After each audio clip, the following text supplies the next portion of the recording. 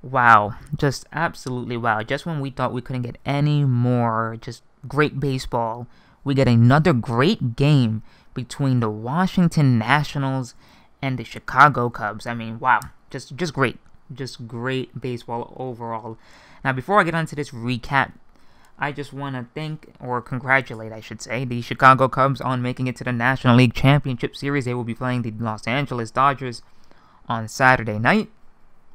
Congrats to them. Congrats to Cub fans all around the world. I hope you guys are enjoying this victory. You guys are going to be facing a tough team. I think a team that's evenly matched. I'm going to have a prediction on that series in, I believe, Saturday. So you guys should expect that video out on Saturday. But just overall, wow, what a great team that this Chicago Cubs team is. And we'll get into the game a little bit. I just want to say one more thing here, and that's Dusty Baker. Dusty Baker, if he doesn't get an extension after everything he's done for this franchise, after bringing this team together, after changing the culture of this club, then I don't know how the Nationals are going to make it. I think that this is I thought this was the Nationals' last chance anyways, but if Dusty Baker's not coming back, forget about the Nationals winning any type of title or any type of World Series, because that's the man that they need leading this team to that type of moment.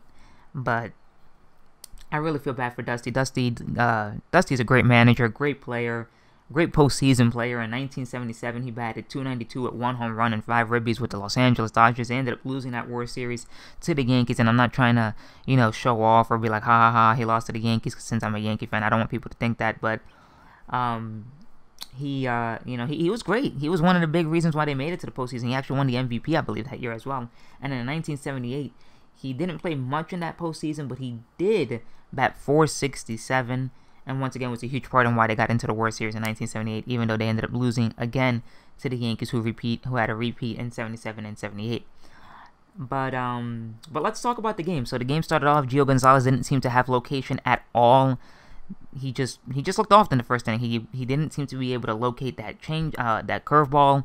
He didn't have fastball command. He was just erratic. And he ended up giving up 1 run, which is great there by Gio. He was, there was times where it looked like he wasn't going to be able to get out of the first inning, but he was able to get out of the first inning, and he did get out of the first inning with the 1 run, which was huge. But, I mean, after that, I mean, he just didn't look the same. I mean, he pitched okay in the second inning. He didn't give up any runs there.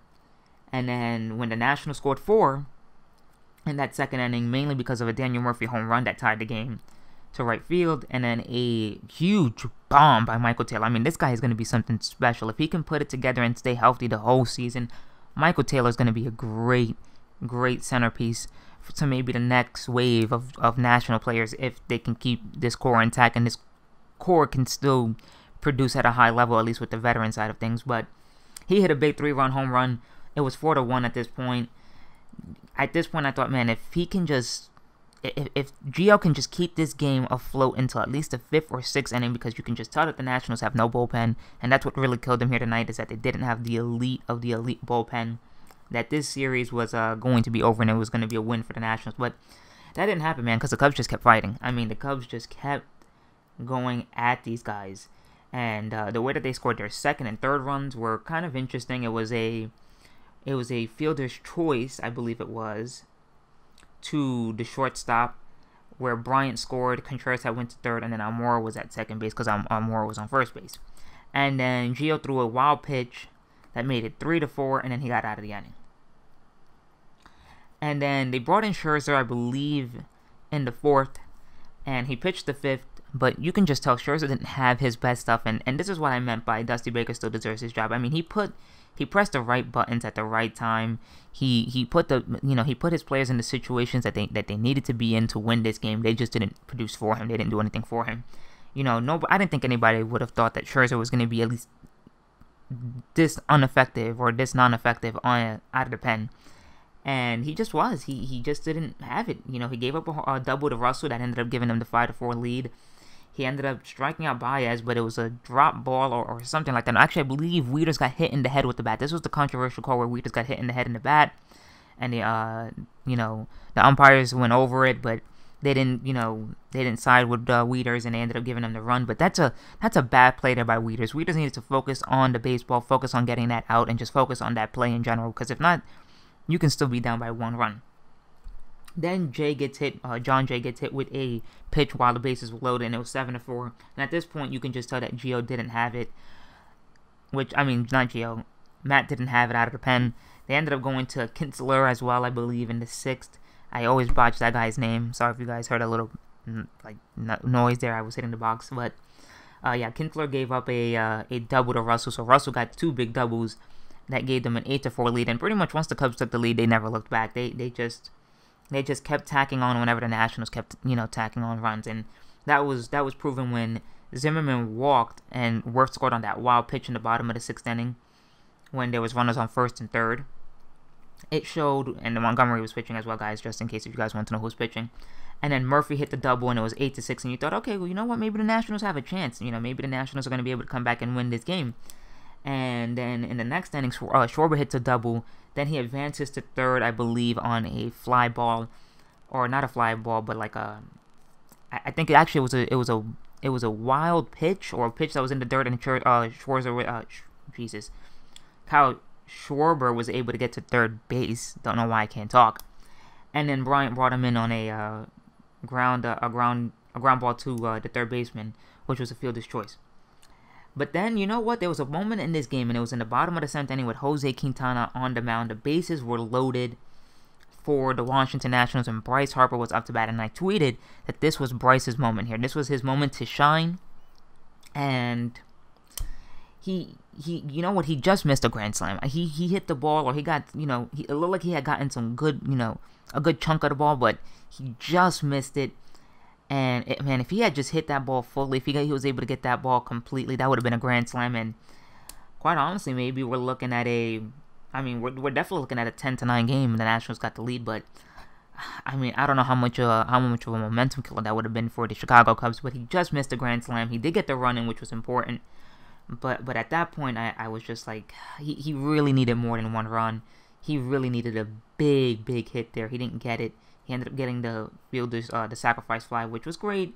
But once again, you want 2 runs in that situation. They didn't get 2 runs in that situation, and they ended up bringing in Wade Davis to go out there and get a 7-out save, which he ended up doing. And even though it was a little rocky, he still was able to do it. Which was there was a moment in this game as well where I think it was the top of the 9th inning, where Taylor gets the big hit, and Murphy was able to score. And at that point, it was a 9-8 game, and they go into the bottom of the 9th inning, and they do nothing. They get no hits.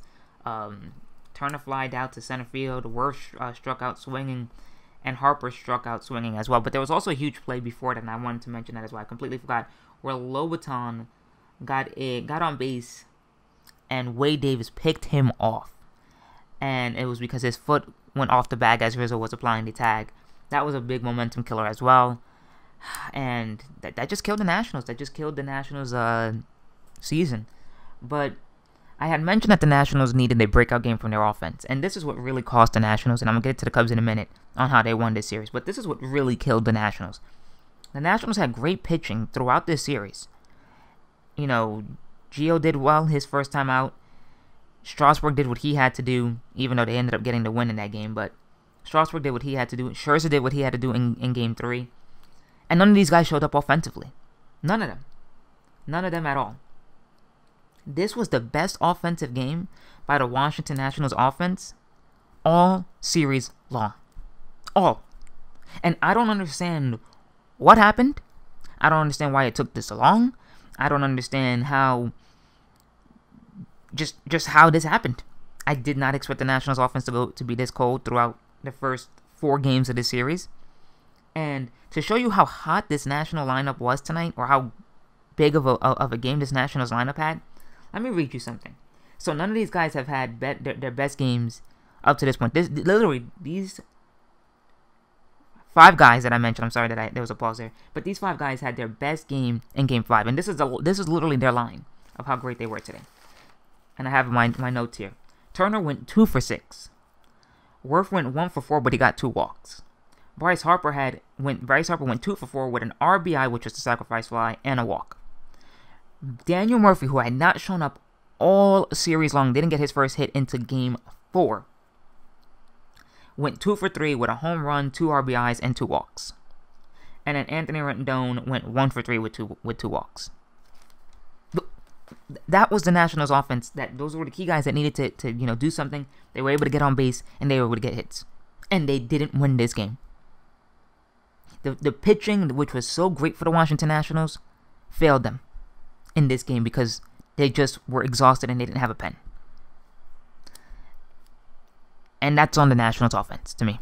If the Nationals offense does what they did here today in Game 5 and Games 1, 2, 3, or 4, the series is over. Chicago's not going to the NLCS. Washington would have. But they didn't do that. They didn't play well, and that's why I don't blame Dusty for this. I blame the Nationals offense. They didn't show up. I'm going to give Harper a pass here only because he was injured. He only really had 23 at-bats since coming back from his injury, and 3 of those hits were home runs. So, I'll give him a break there. But everybody else didn't show up besides Michael Taylor. So, Michael Taylor, you have nothing to, hang your head over. You did a great job. You did the best you could to help lead this team, and they just couldn't pick you up. And for the rotation and that staff that did such a good job of trying to keep the Cubs hitters, guessing throughout the whole series, you guys did a good job too. Just your offense couldn't pick you up. Simple as that. Kudos to the Cubs. They didn't give up when they were down 4-1. They still wanted, they still kept plucking away, still kept fighting away until they ended up getting the lead. And then once they got the lead, they never let it go. And Buck Showalter, this is how you manage a game.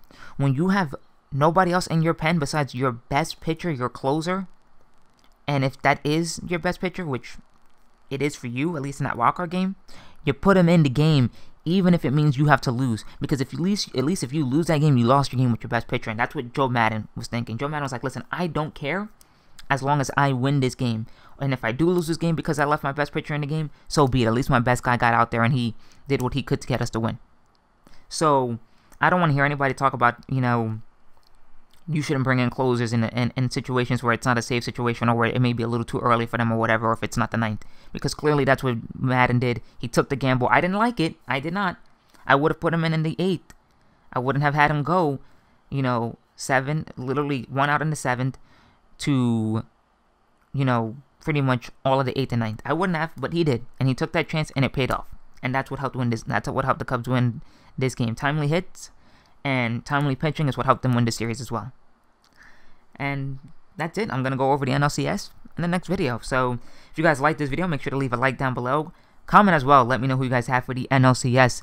And if you are new, don't forget to subscribe. And I will see each and every one of you guys for tomorrow's recap video between the Yankees and the Houston Astros. Let's go Yankees.